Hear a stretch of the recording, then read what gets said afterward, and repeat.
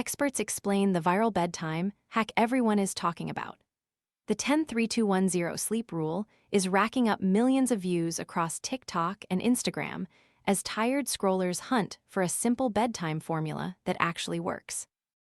The viral countdown tells you exactly when to cut off caffeine, food, work, and screens before bed, and how many times to hit snooze in the morning.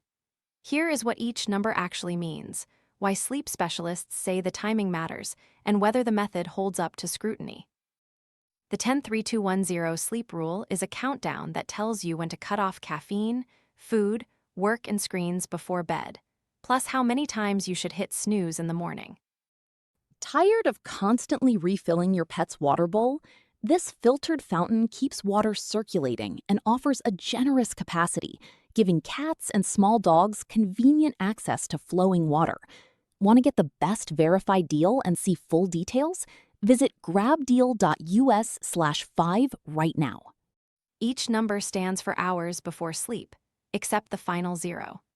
The rule originated in a 2021 social media post from Dr. Jess Andrand, an American pediatrician and sports medicine physician, and has since gone viral on TikTok. Nicole Moshfegh, a licensed clinical psychologist, sleep specialist, and author of the Book of Sleep, told Bustle that the method packages the rules in an easy-to-remember format, which can be helpful for people who like structure or may be new to thinking about how daytime habits affect sleep. Caffeine stays in your system far longer than most people realize, so cutting it off 10 hours before bed protects the deep sleep stages your body relies on to recover. Caffeine has a half-life of about 5-6 hours, meaning even small amounts can remain in the bloodstream and significantly disrupt deep sleep cycles. Dr. Vicki Lurie-Brown, a GP specializing in sleep at the private GP Group, told GQ.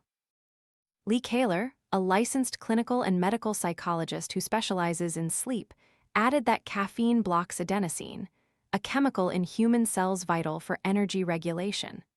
That keeps your brain in a state of heightened alertness, even when your body is signaling that it's time to rest, she told Men's Health.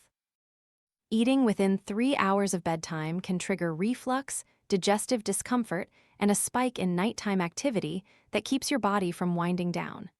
Not everyone needs a strict 3-hour cutoff, but a buffer supports more consolidated rest, Moshfegh told Bustle. She noted that eating too close to bedtime can contribute to reflux or digestive discomfort and can activate the system at a time when the body is trying to wind down.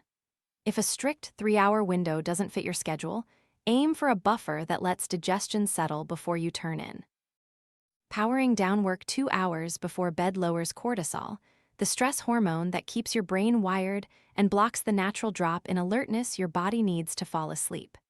Working late can keep the brain in a state of hyperactivity, increasing stress hormones like cortisol, Lurie-Brown told GQ. Cortisol follows a natural circadian rhythm, peaking shortly after you wake and bottoming out at night. Keeping it elevated late in the evening disrupts that cycle.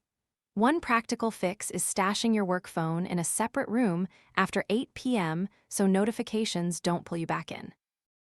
Blue light from smartphones, laptops, tablets, and LED lighting halts melatonin production, the hormone that signals to your brain it's time to sleep. The light tricks your brain into thinking it's still daytime.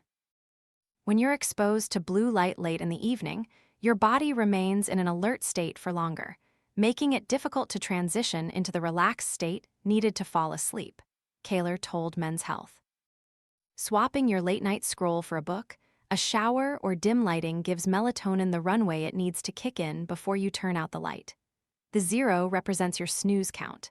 If you follow the first 4 steps of the countdown, waking up and staying up should feel natural. 0 snoozes is essentially the payoff of a properly wound-down evening. Chronic snoozing fragments the light sleep you drift into after your alarm, which can leave you groggier than if you had simply gotten up the first time. When caffeine, food, work, and screens are handled earlier in the day, the morning wake-up tends to take care of itself.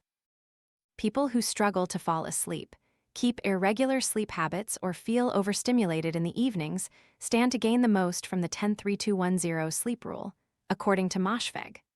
Following all 4 evening cutoffs should help you feel more relaxed and ready for bed, fall asleep more easily and sleep through the night, she told Bustle.